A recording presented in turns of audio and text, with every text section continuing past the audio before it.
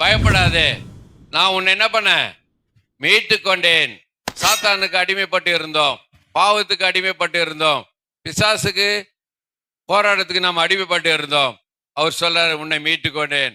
அந்த மீட்டு கொள்றதுக்கு என்ன கிரையம் செலுத்தினார்? அழிந்து போகிற பொன் வெள்ளியினால நாம் மீட்கப்படாமல் அழியாத மாசற்ற ஆட்டுக்குட்டி ரத்தத்தால் நாம் மீட்கப்பட்டிருக்கிறோம்.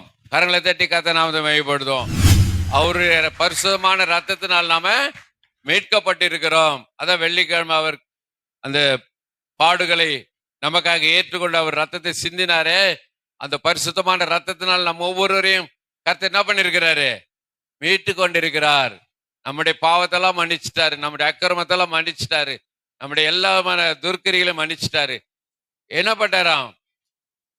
ரத்தாமரம் போல சிவப்பா இருந்த எல்லா பாவத்தையும் பஞ்சம் போல வெண்மையாக்கிட்டாராம்.